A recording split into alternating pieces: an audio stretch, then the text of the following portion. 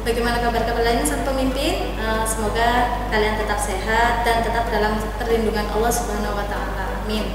Nah, jangan lupa kalian harus tetap stay at home ya, mengikuti anjuran pemerintah bahwa harus tetap di rumah saja karena untuk di Jatim sendiri kita masih diberlakukan PSBB seperti itu. Nah, jangan lupa juga kalian harus melaksanakan kegiatan PHBS ya, pola hidup sehat dan bersih seperti itu. Nah, sebelum dan setelah melakukan kegiatan, jangan lupa untuk kegiatan mencuci tangan dengan baik dan benar. Nah, pada pagi hari ini Ustazah akan memberikan suatu praktikum ya. Sebelum Ustazah akan memberikan suatu praktikum, Ustazah akan ingin bertanya kepada kalian terlebih dahulu ya. Nah, pertanyaannya apa?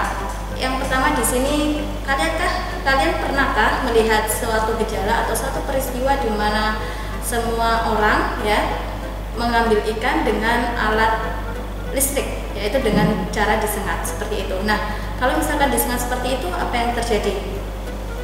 Nah, yang terjadi biasanya adalah pasti ikannya akan mati secara mendadak karena kejutan dari listrik tersebut. Nah, dari pertanyaan tersebut berhubungan dengan praktikum ini, yaitu apa sih tujuannya? Tujuan kita dalam pembelajaran hari ini yaitu kita dapat mengetahui gejala arus listrik pada suatu larutan. Nah, seperti itu. Nah, kemudian manfaatnya apa sih? Manfaatnya di sini kita bisa mengetahui larutan apa saja yang bisa berpengaruh pada tubuh kita, apalagi kita kondisi dalam pada saat berpuasa. Seperti itu ya. Nah, baiklah, terima kasih yang sudah bergabung pada live IG di Al Muslim. Monggo yang bunda, ayah, kemudian siswa-siswi Al Muslim yang belum bergabung segera bergabung ya.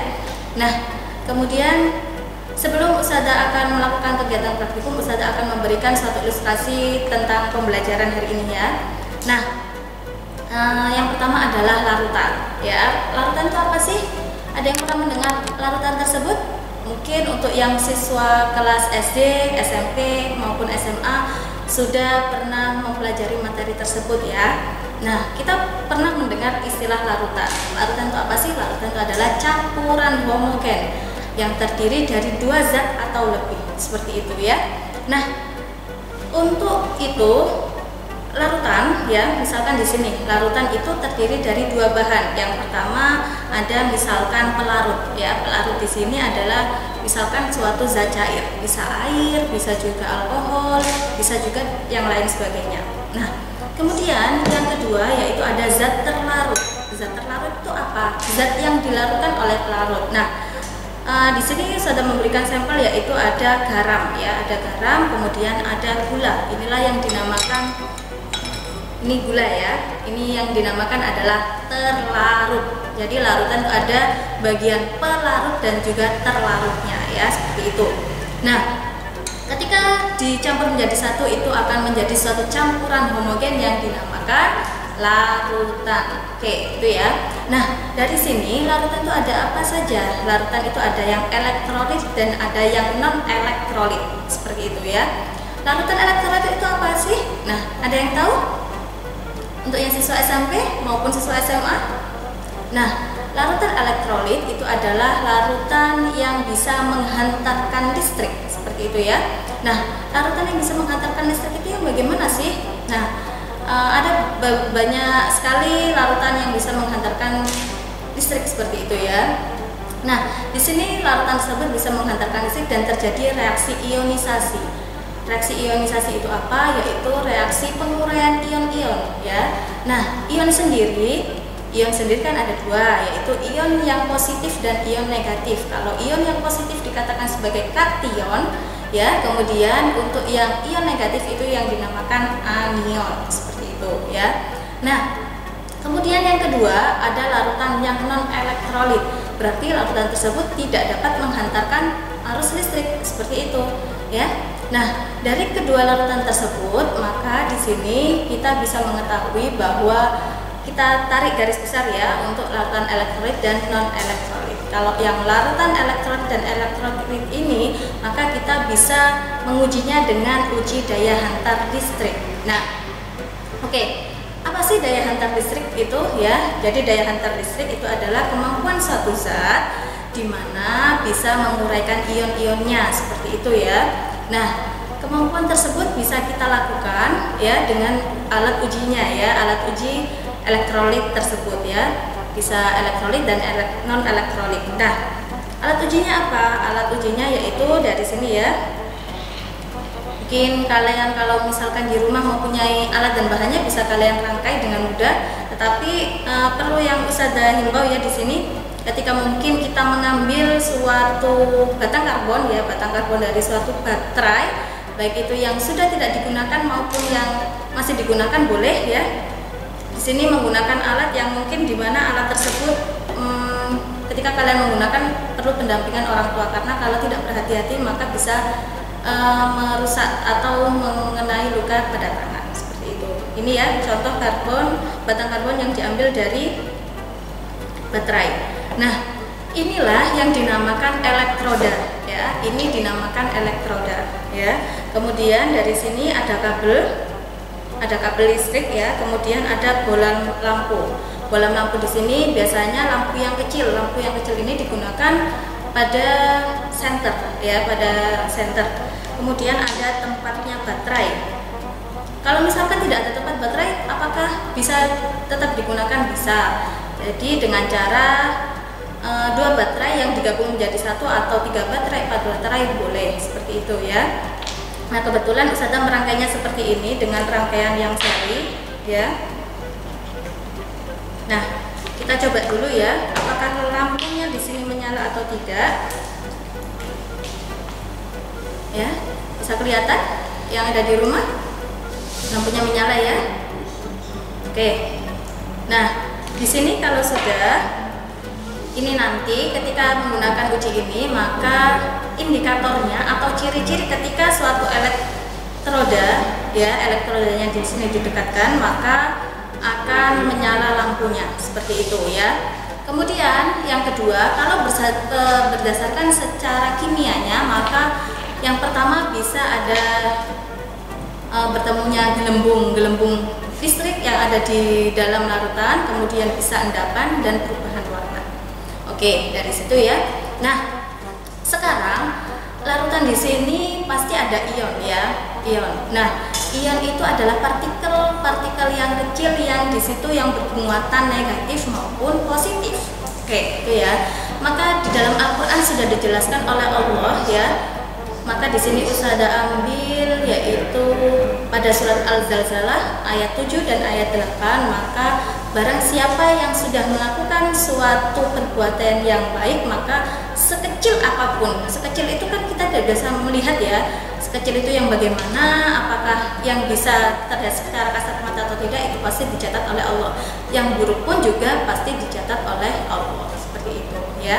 Nah, sekarang kita masuk kepada untuk yang alat bahannya tadi kita sudah, kemudian kita masuk kepada bahan-bahannya. Bahan-bahannya apa saja sih? Bahan-bahannya di sini ada pelarut ya, pelarutnya air ya, pelarut air. Kemudian di sini ada alatnya yaitu gelas ukur ya. Jadi ketika kalian untuk mengukur suatu zat cair, kalian harus mengukurnya menggunakan gelas ukur seperti itu. Nah, kalau di sini adalah gelas kimia. Kemudian ada air kelapa ya. Ini air kelapa. Kemudian di sini ada garam. Garam di sini zat terlarut ya, masih belum menjadi suatu larutan. Nanti kita akan mengubahnya menjadi larutan. Di sini ada zat terlarut garam ya. Kemudian ada larutan cuka. Oke, kemudian ada air sumur ya. Kemudian di sini ada larutan isotonik yang bermerek A ya. Kemudian di sini ada larutan isotonik yang bermerek B seperti itu. Nah, sebelumnya kita larutkan dulu ya untuk yang garam.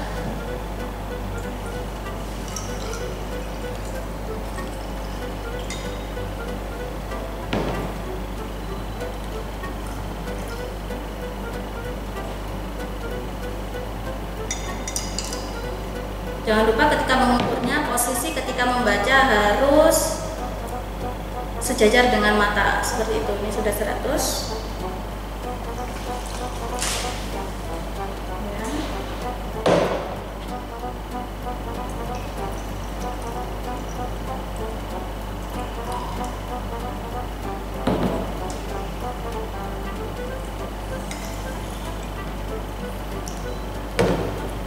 iya lupa. Nah, di sini yang pertama tadi kan untuk perbandingannya berapa? Perbandingannya ini adalah 2 sendok makan untuk garam, kemudian kita larutkan dengan 100 ml air ya.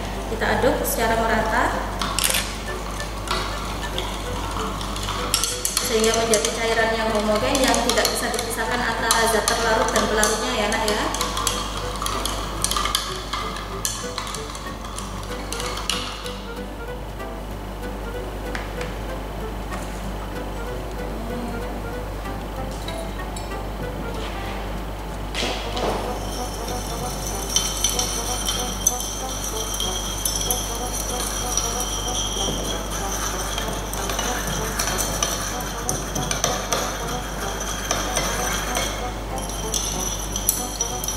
Mungkin ketika kita mengaduk gula, mungkin untuk membutuhkan waktu yang sedikit lebih lama karena partikel dari gula itu lebih besar daripada partikel garam. Seperti itu, karena pada proses pelarutan itu juga untuk bagian dari partikelnya itu juga berpengaruh ya. Karena kita menggunakan air atau pelarut yang dengan suhu yang normal seperti itu. Oke, kita rasa cukup untuk ini sudah larut. Nah, sekarang kita coba dulu ya. Nyala ya, nyala terang ya. Nah, di sini yang pertama kita masukkan ke dalam air kelapa.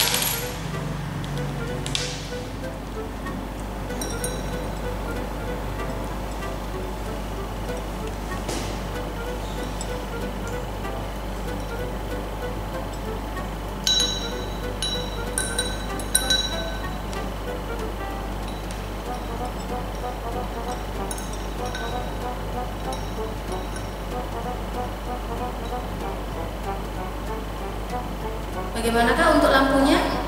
Lampunya di sini menyala ya.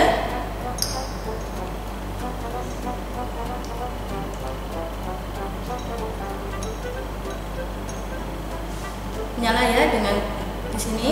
Nah, kemudian menyalanya di sini adalah menyala yang terang ya. Kemudian kita amati di dalamnya, mungkin di sana belum terlihat dengan jelas ya.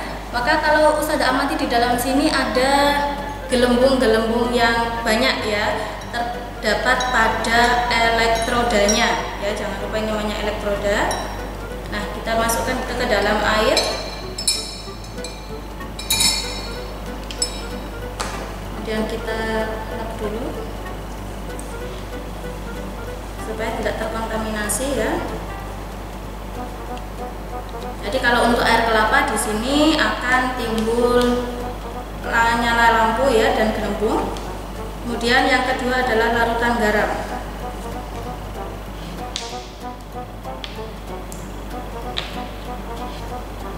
Ya, kita coba lagi. Nyala ya.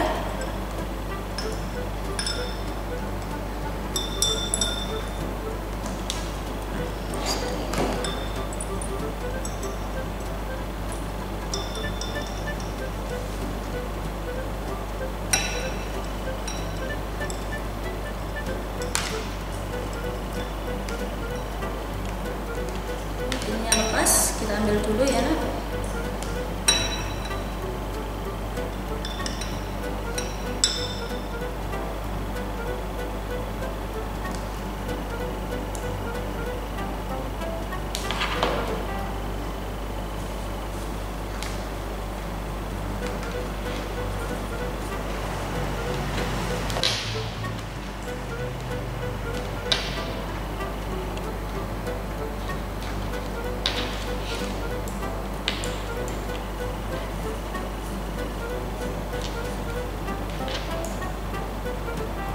Kita coba dulu, karena tadi terjadi lepasnya suatu elektroda pada larutan itu juga berpengaruh, maka kalian juga harus berhati-hati di rumah ya.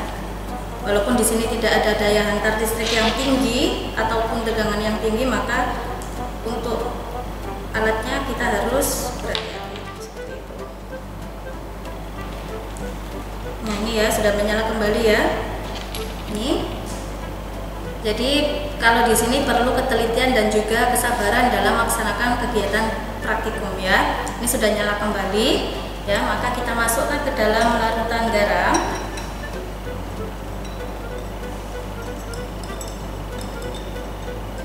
Nah, ini ya, nyala ya. Ya, kalau di sini nyala untuk larutannya. Kalau garam, maka kita celupkan ke air dulu.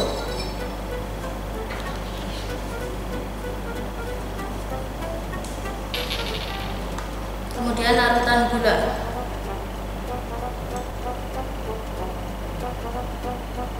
Nah, larutan gula tidak menyala, ya. Untuk larutan gula tidak menyala.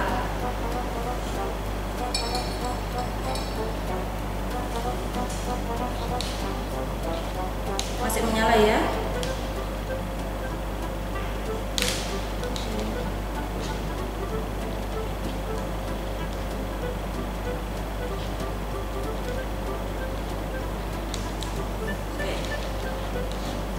Kemudian yang ketiga adalah yang keempat adalah larutan cuka ya. Kita coba dulu, ini nyala. Kita masukkan. Ada larutan cuka. Bisa taruh di sini ya. Maka di sini timbul nyala lampu yang redup ya. Jadi berbeda dengan pada larutan garam yang tadi ya. Kemudian untuk gelembungnya di sini adalah gelembung yang sedikit. Kita cuci dulu.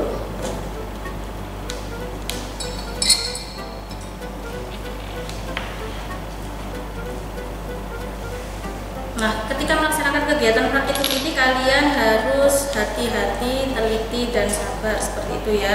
Nggak boleh, loh ini kok nggak menyala seperti itu, tidak boleh ya, tidak boleh berputus asa ya. Kemudian yang kelima adalah air ya. Kita masukkan ke dalam air. Nah, kalau air tidak menyala ya, jadi air tidak menyala, oke? Dan juga tidak ada gelembung sama sekali ya. Oke. Selanjutnya kita masukkan dalam larutan isotonik ya, larutan isotonik yang pertama. Oke.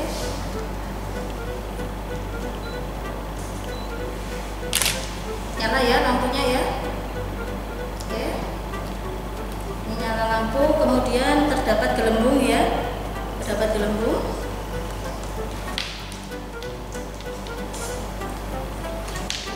Kita cuci dulu.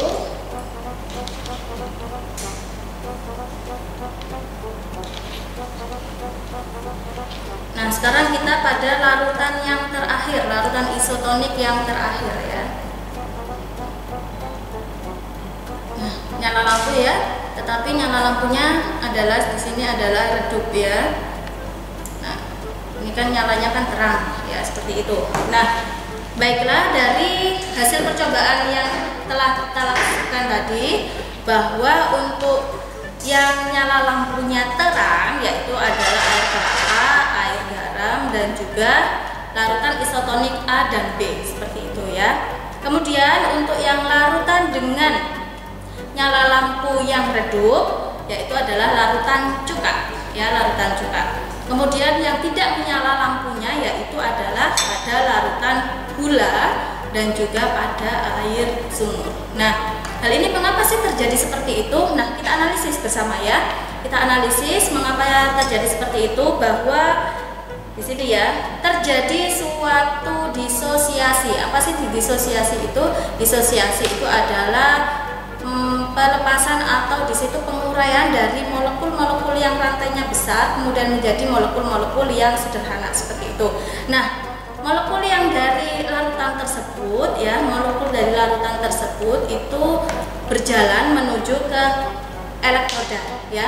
Kalau dia ionnya negatif atau anion, maka dia akan pergi ke elektroda yang positif, jadi berkebalikan. Tetapi kalau untuk yang elektronnya bermuatan positif, maka dia akan menuju ke elektroda yang negatif seperti itu.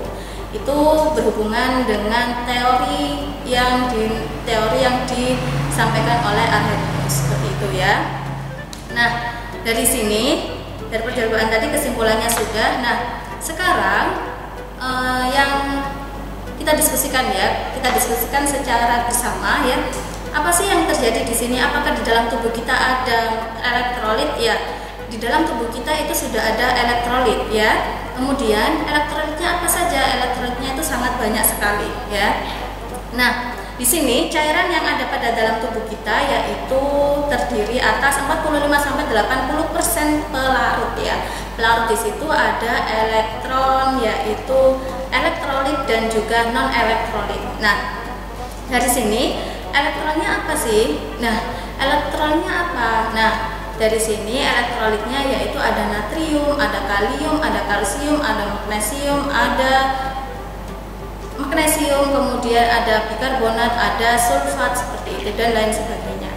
Nah, dari sini berapa sih yang dibutuhkan oleh tubuh? Yaitu 40% cairan intraseluler, kemudian 20% dari cairan ekstraseluler dari berat badan tubuh kita. Seperti itu. Nah, bagaimana kita misalkan pada ketika puasa ya, ketika puasa, maka bagaimanakah elektrolit ya di dalam tubuh kita, apakah masih ada? Nah, sebetulnya tubuh itu sudah didesain oleh Allah ya untuk menjalankan suatu mekanisme kerja yang sangat baik sekali ya. Maka kita harus bersyukur dan harus menjaga tubuh kita ya. Nah, dari asupan-asupan makanan ketika kita berbuka, ketika kita sahur itu ya, maka dengan porsi yang secukupnya. Nah, dari situlah untuk itu ya, ketika kita berpuasa, maka elektrolit apa sih yang berlebih yang hilang oleh tubuh, yaitu air dan juga kalium. Nah, dari situ maka kita harus mengkonsumsi yang lebih banyak ya untuk menambahkan dari elektrolit yang hilang. Nah, di dalam sponsor-sponsor yang ada, bolehkah sih kita meminum minuman isotonik yang ada di pasaran seperti itu ya? Nah, kalau untuk minum minuman isotonik yang ada di pasaran, maka sebaiknya itu kita minumnya dalam porsi atau jumlah yang minim ya, karena makanan yang sudah kita konsumsi, minuman yang sudah kita konsumsi itu sejatinya sudah mengandung elektrolit atau mineral yang sudah dibutuhkan oleh tubuh. Dan bagaimana pengeluarannya? Pengeluarannya adalah melalui sistem ekskresi yang ada di dalam tubuh. Seperti itu. Oke, baiklah, untuk hari ini yang menjawab hanya satu orang ya. Maka di sini kita tarik kesimpulan ya. Maka untuk yang mengandung elektrolit kuat yaitu ada air kelapa, air garam, kemudian ada larutan isotonik A dan B ya. Kemudian untuk yang larutan elektrolit lemah itu ada juga ya. Kemudian untuk yang larutan non elektrolit ada gula dan juga air semut. Seperti itu. Nah, saya sampaikan tips bagaimana kita bisa menjaga tubuh kita supaya isotonik atau larutan elektrolit tetap terjaga di dalam tubuh. Yang pertama adalah kita konsumsi sayur dan buah-buahan ya. Kemudian yang kedua, istirahat yang cukup. Kemudian kita konsumsi air ya, kurang lebih 18 per hari, yaitu 242. Maksudnya 242 yaitu ketika setelah kita berbuka 2 gelas, kemudian 4 ketika kita setelah melakukan kegiatan berbuka, kemudian 2 ketika posisi kita sedang sahur, seperti itu. Nah, itu saja tips dari Ustadzah. Maka sampai ketemu pada pertemuan selanjutnya dan percobaan-percobaan dengan ustadz-ustadzah yang lain.